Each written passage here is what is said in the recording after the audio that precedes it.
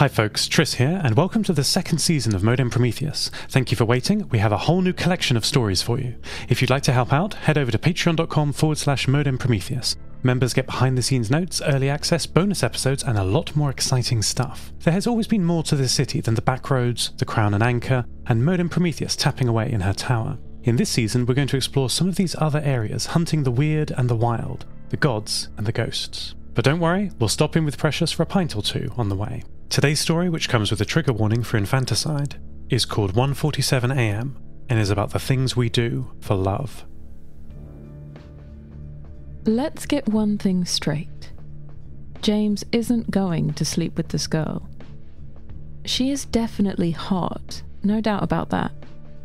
And definitely his type. But still, he is 44. She, according to her bio, is 22.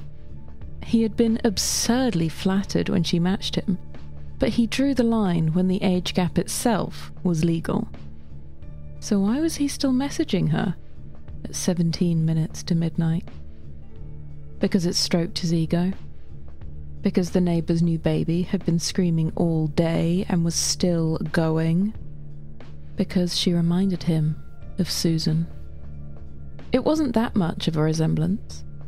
Most of her face was hidden under a witch's tangle of hair, but the smile was very Susan-esque. And the hair itself, the colour was more like his dark brown, but Susan always used to have a very similar mess. You wouldn't mistake her for Susan, even ignoring the fact she was 20 years younger, but you wouldn't be surprised if you were told they were related. The baby was still screaming. They must just tune it out. His phone buzzes. Still up? Guess why?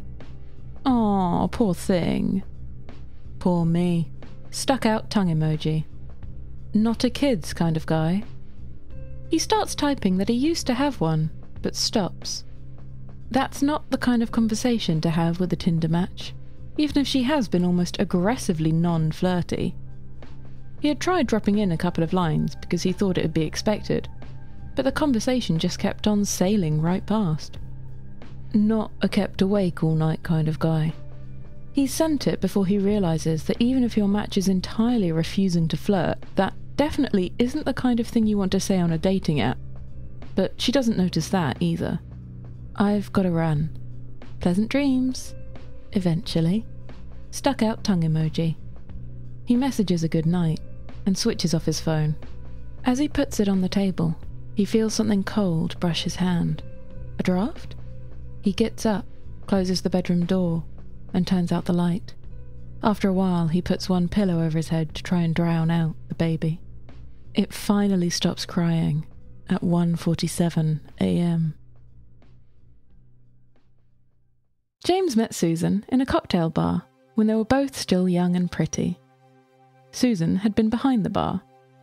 James had, unfortunately, in retrospect, been on a date with someone else. He'd asked Susan what her favourite cocktail was, then drank them all night. Whenever he took another order, she'd say, "Peachy keen, jelly bean," as if it was 1954 rather than 1994. One of the cocktails came with her phone number, which she delivered while staring James's date straight in the eye. James had brushed it off, never called his date again, and slept with Susan for the first time 1 week later. The days after that were still some of the happiest James could remember. He was working as an accountancy trainee, shifting numbers into rows and studying for his ACCA. She did a range of jobs while working out what she wanted to do with her life. Bartending, behind the counter at a florist, office temping. She liked the florist best, and started saving to open a shop of her own. They eventually moved in together, just a few months after meeting, into a one-bed flat with single glazing and damp in the bathroom, and they loved it. It was a very precious thing, a relationship which you think could last forever. Spoiler alert, it didn't. James wakes up to the feeling someone is watching him and the sound of the baby crying again. He blearily reaches for his phone and switches it on to check messages. The girl hasn't sent him anything else. Something seems wrong, and it takes him a minute to realise what it is. His bedroom door is open. He gets up carefully. It could have just fallen open in the night. The latch doesn't always catch properly, but equally, it could have been opened by someone, and they might still be here. Nothing else in the flat has been touched, but every clock is flashing at 1:47 a.m. He looks towards his bedroom. It's empty. He shakes off the feeling that he was expecting to see someone in there. He meets Etta, his neighbour, as he leaves the flat, toast and marmalade still clenched between his teeth. She says hello as she hurries to work. He smiles, gestures to the toast and shrugs. He briefly considers asking about the baby, but decides against it. He doesn't need a confrontation this early in the morning. He gets to work still holding half a takeaway latte, logs in and checks his emails. An event reminder pops up in the bottom right corner of his screen. Of course. No wonder he's distracted. It's 2 days before the anniversary.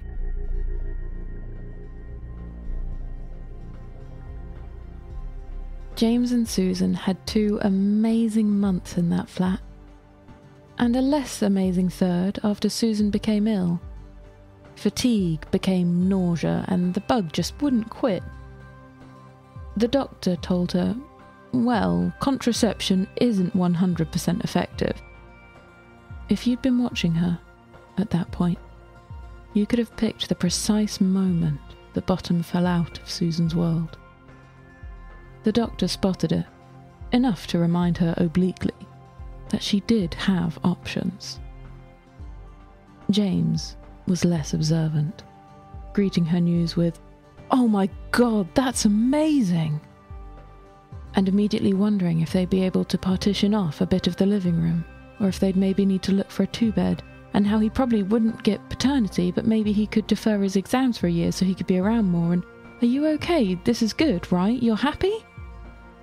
"Yeah," Susan said, pulling him into a hug and burying her head in his chest, the better to hide the weakness of her smile.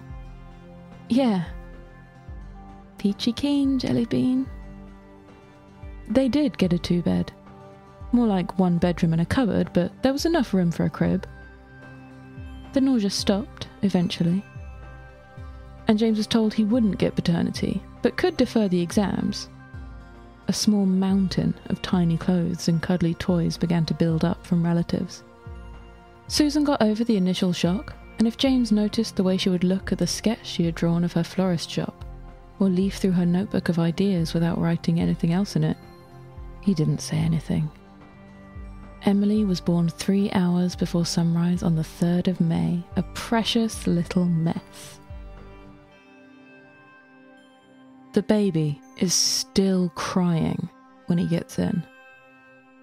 He pauses in front of Etta's door, thinks about knocking, about asking her if she could maybe keep it quiet, but what do you say? "I've noticed you've got a new baby. Congratulations. Is there anything I can do to help? Your baby seems agitated. I always found going for a walk with it helped when mine was... Have you possibly considered some kind of gag?" In the end, he says none of these things, doesn't even knock, just heads into his empty flat. He opens a bottle of wine and throws together some pasta, a bit of chorizo, some olives, a basic tomato sauce. Susan was never interested in cooking. It'd always be breaded chicken and potato waffles on her cooking nights. He wonders what she's doing now. It's been so long since he saw her. The TV is showing some reality show. An image of a child's room. Nothing much is happening. The remote's on the fritz and won't change the channel, so he switches it off at the wall. As he's eating, his bedroom door opens. He hears the chunk of the handle, sees it slowly swing inward. Someone's inside. Someone he thinks he knows. "Susan?" He blinks, shakes his head, and the dark-haired woman inside becomes his scrunched-up blanket, a plant on the shelf. He puts down his plate and edges towards his bedroom. stops, fetches a frying pan from the kitchen, goes back. In the glare of LED light, his bedroom looks as it always does. No one's here. His phone buzzes as he shuts the door. Hey you! It's the girl he's not going to sleep with. He looks at the door for a minute, waiting for it to move, but it stays firmly shut. With a distrustful glance backward, he returns to the sofa. He sends, "Hey, up to anything? Quiet night in. Can't do more than one night out a month these days. Because I'm so old." There's a typing bubble that flickers on and off for a minute. Is it quiet? He grimaces and casts a glance towards Etta's wall. No, it's still going. Poor thing. Poor me. You just hate kids. Stuck out tongue emoji. I don't, he starts, then deletes the message. There's half a bottle of wine left. It must be hitting him harder than usual tonight. He's sober enough to realise he wouldn't even contemplate this next conversation if he wasn't a bit drunk. I don't hate kids. Just that one. Stuck out tongue emoji. Not even that one. I had one of my own once. No. Yeah. Long time ago now. What was she like? Beautiful. And loud. Just like this one. He stops typing, wondering whether he really wants to say the next part. But they're here now. He can either drive the conversation into the skid, or let it career uncontrolled into the truck. She died. There's a pause. He wonders if she's going to respond. Possibly best if she doesn't. But eventually his phone dings again. What happened? Sid's. There's another pause while, he assumes, the girl he isn't going to sleep with looks up what SIDS is. He discovered what it was about 20 years ago. Sudden infant death syndrome. He could still remember the feeling when the coroner gave the verdict. Sorry, he sends. This got a bit heavy. It's okay. I'm glad you told me. It was a long time ago. What happened to the mother? We broke up, not long after. It was hard to stay together after that. Yeah, I can imagine. He looks at the bottle of wine for a bit longer before typing, I'm gonna have an early night. Hope I didn't bring you down too much. Nah, I'm peachy keen, Jellybean. He stares at the phone. His fingers feel like they've been plunged into snow. What? It means I'm fine. I thought you'd know it because it's from olden times. He isn't sure what to say to that, so settles on, yeah, haha. She's not, he thinks. She's not Susan. Susan wouldn't hide like this. Not from him.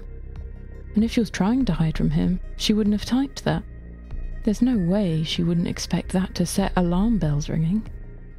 Still, he's become curious. He tries to find Susan on Facebook, searching her name, hunting through very old mutual friends. He finds the account he thinks is hers, but it's abandoned. The last post 12 years ago, the profile picture still empty. He puts her name into a Google search, into LinkedIn.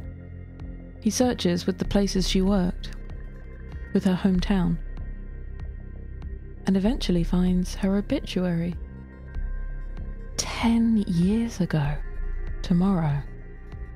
Feeling strangely hollow, he drops his phone onto the sofa and thinks about the woman he thought he saw in his room, hovering over his bed. He stares through the doorway, willing the apparition to appear again, but it remains empty. Eventually, nervously, he goes to bed. He does sleep, but wakes up gasping, trying to suck air, but it's like there's none in the room. He pushes himself upright, clawing at his chest, his throat, his face, but none of these are the problem. The problem is there's no air, and his lungs are screaming, crying, burning.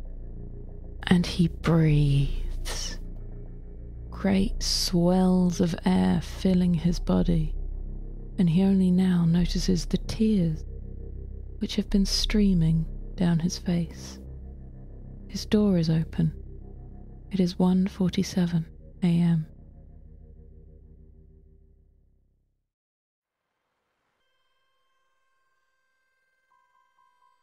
Is it weird to say that the howl that came out when Susan found Emily's still body, the sound of all the things that made her Susan being flayed away and let out in a scream that hung around like a flock of circling crows, is it weird to say that was unexpected? Because it was. Susan had never really taken to being a mother. She'd said to James one night, as Emily slept fitfully in the small room, I just don't get it. Everyone tells me how happy I must be, so I say yes, but I'm not. I don't want to feed her. I don't want to play with her. She's just a job. Maybe it's just taking a bit more time, James said. I read it does, sometimes. I don't know. Susan rested her head on James's shoulder. I had a job. I had lots of jobs. They were all more fun. So James went for walks with his daughter while she cried, and he waved a rattle at her tiny grasping fingers, and he blew raspberries to watch her smile. And all the time he watched Susan get more and more withdrawn, as if her own skin was tightening around her like a shrivelling apple, holding her back from all the things she used to love doing. Sometimes he found her staring at Emily, while the child gurgled or wailed or slept, like she was trying to rub her out of the world. So maybe it wasn't so weird that he thought Susan might even be a little grateful for Emily's death. The thing Susan had never really wanted, and which had stolen her life, was no longer there. But things are never that simple. And Susan screamed for so long, you'd think no air was left in her. The Susan he'd met in that cocktail bar, he never really saw her again. He was the one who left a few months later.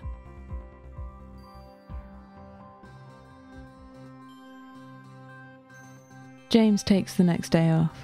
He slept badly, his body tight as a violin string, twitching and jerking at any tiny dream. Every single one was Susan's face. He dreamed he was in his flat, and whenever he turned around, there she'd be. He spends the day staring at the clocks which flash once again at 1:47. He adjusts the time on one, moves to the next, but as soon as he's done, the first is flashing again. And through it all, Etta's baby cries. A piercing wail that seems to follow him from one room of the flat to the next. Eventually, when he can't stand it anymore, he goes to Etta's flat and bangs on the door. She opens it, clearly just in from work, suit jacket still on and high-heeled shoes only just kicked off. She smiles a hello.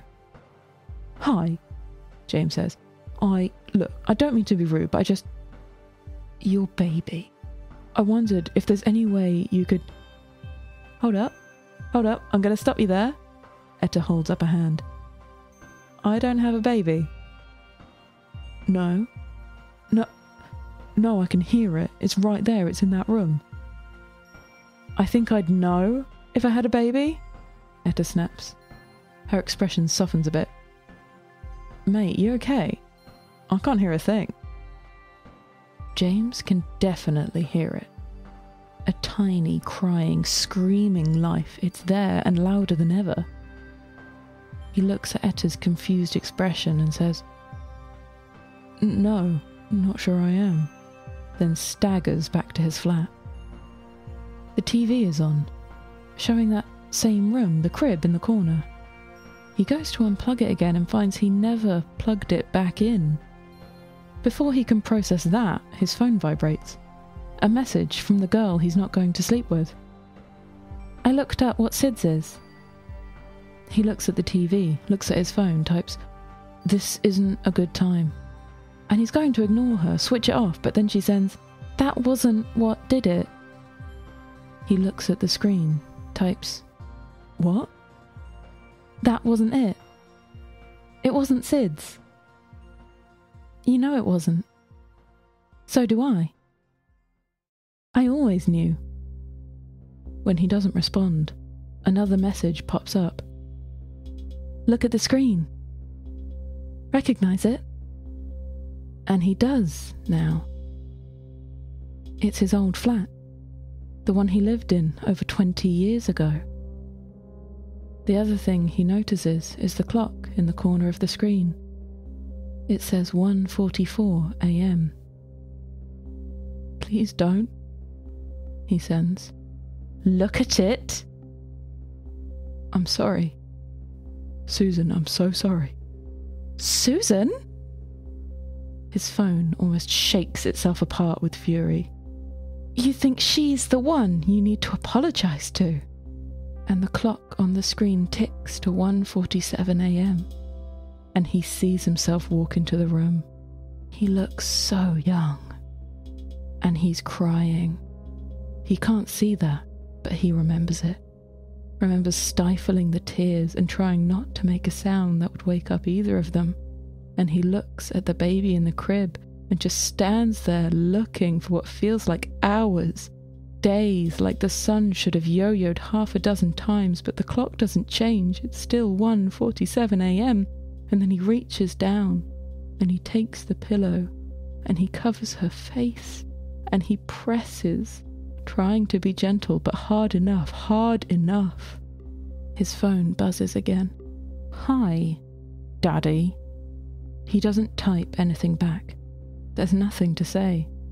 So instead his phone rings, picks itself up, puts itself on speaker. "Tell me why you did it.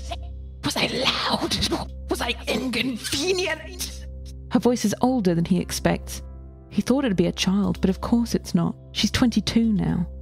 And at the very least, he owes her an answer. "Yeah, you were. You were loud and inconvenient, and I loved you. I really did. I doubt you'll believe that, but there it is." "You did not." "I did. But I loved your mother too, and I thought you were killing her. Every day, another bit of her just vanished. I thought I had to choose, and I chose her. I'm sorry, but I chose her, and I'd do it again." There's silence on the line for a minute, and then erupts into screaming. James waits, letting her let it out, but the phone cuts out before it sounds like she's done. The TV switches itself off at the same time, and the baby stops crying, leaving him feeling strangely alone. He tries messaging her again, but it doesn't send. Unreachable number. He waits. Nothing comes. His phone remains silent. The TV is back to showing its usual channel. Eventually, he falls asleep on the sofa.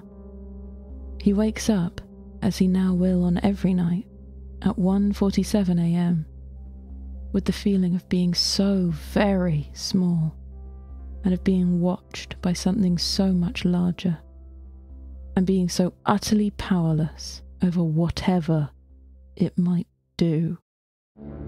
Modem Prometheus is written by Neil Merton, the voice of the city is Kate Angier, with music and production by me, Tris Oaten. Check out my other show at lostterminal.com. It's got more science and less dread.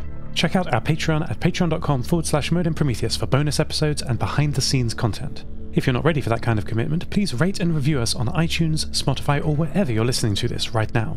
Our next story will come with the swift moon on the 5th of May, and it is about what it means to be anchored, something a swift, of course, would never understand.